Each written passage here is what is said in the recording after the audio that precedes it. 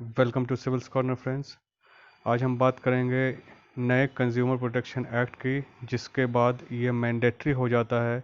कि अब से फ्लिपकार्ट और अमेजन जैसी कंपनियां अपने प्रोडक्ट के बारे में कंट्री ऑफ ओरिजिन को बताएं और यूज़र को इन्फॉर्मेशन दें।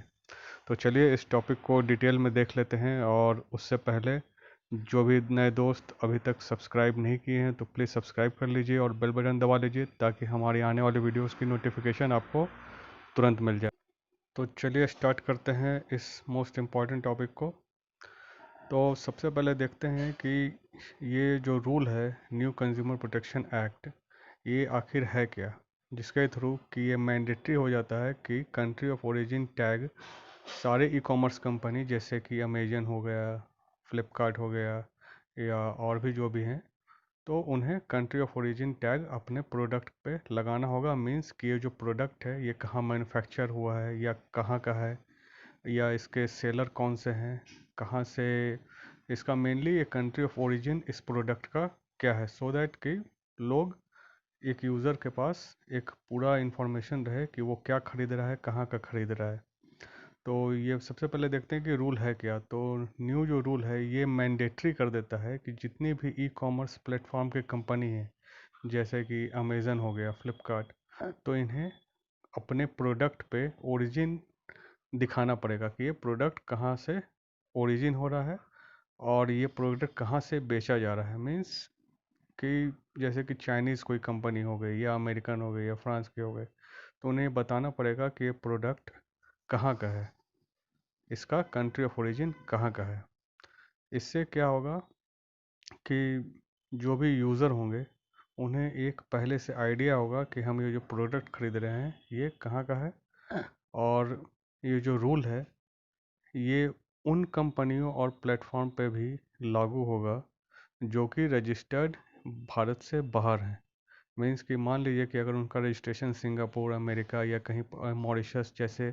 देशों में है, लेकिन अगर वो सामान भारत में बेच रहे हैं तो पर भी उन कंपनियों के लिए भी ये रूल लागू होगा। अब जो दूसरा सवाल है वो है कि ये नया कंज्यूमर प्रोटेक्शन एक्ट क्यों लाया गया, इसे लाने का भी उद्देश्य, रीज़न क्या था। तो ये इसलिए किया गया सो दैट कि जो भी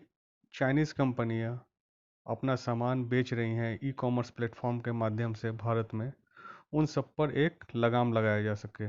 कर्ब किया जा सके उनके यूज़ को, क्योंकि बहुत लोग अनजाने में, उन्हें पता नहीं होता है कि ये वो सामान खरीद रहे हैं और वो चाइना का है, क्योंकि चाइना का जो सामान है वो ई कॉमर्स प्लेटफॉर्म पे भरा पड़ा है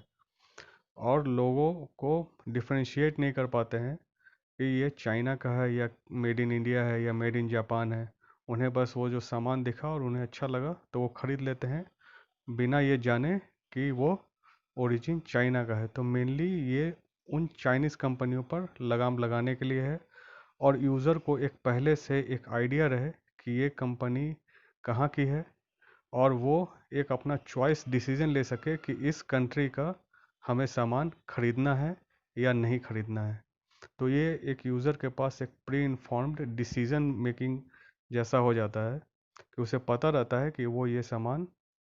यहाँ का खरीद रहा है। अब मान लीजिए जैसा अभी भारत और चाइना में अभी टसल चल रहा है, उसके बाद बहुत सारे यूज़र चाइनीज़ सामानों का बहिष्कार कर रहे हैं, उसे नहीं ले रहे हैं, और ई कॉमर्स कंपनियां अगर स्पेसिफाई जो कि नहीं करती हैं,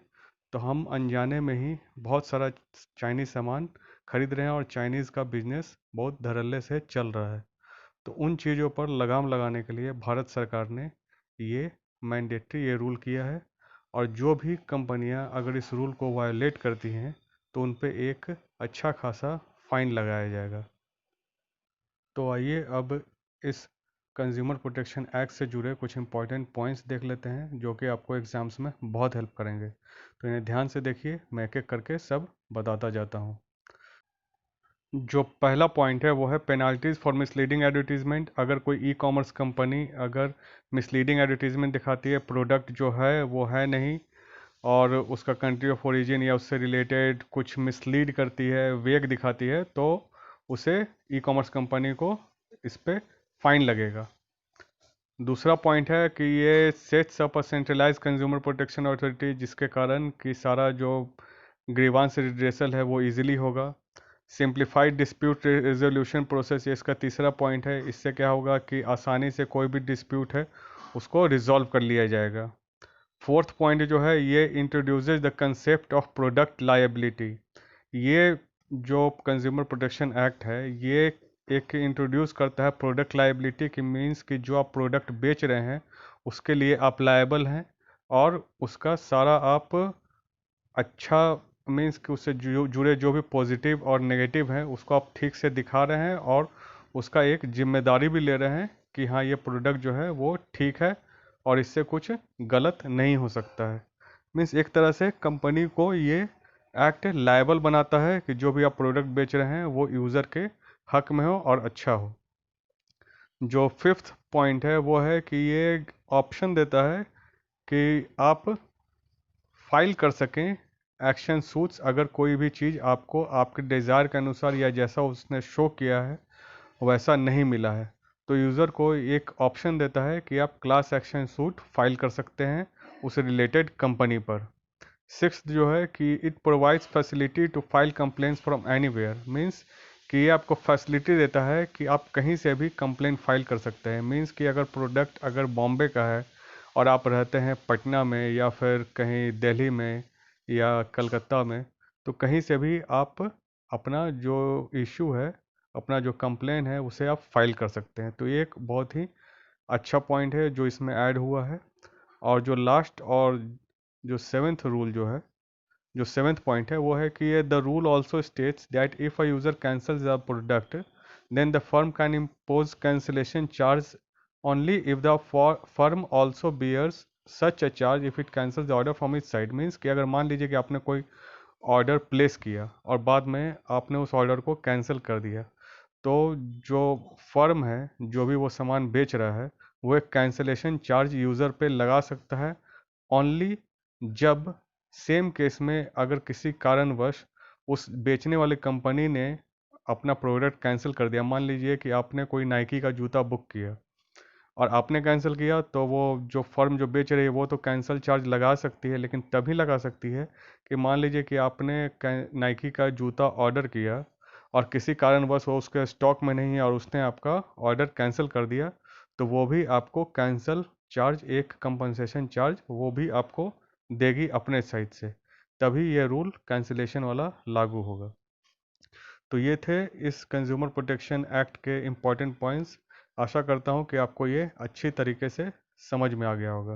ये बहुत ही सिंपल है, इसको एक बार वीडियो और देख लीजिए या स्क्रीनशॉट ले लीजिएगा और इसको एक बार अच्छे से पढ़ लीजिए, क्योंकि ये बहुत ही इम्पॉर्टेंट एक टॉपिक है, इश्यू है, जो कि काफ़ी समय से चल रहा है और इंडिया चाइना के टसल को देखते हुए आने वाले एग्ज़ाम्स में बहुत ही इम्पॉर्टेंट होगा। तो आशा करता हूँ कि आपको ये पॉइंट बहुत अच्छे से समझ में आ गया होगा, और नेक्स्ट वीडियो तक के लिए आपसे विदा लेता हूँ। तब तक के लिए गुड बाय और थैंक्स फॉर वॉचिंग।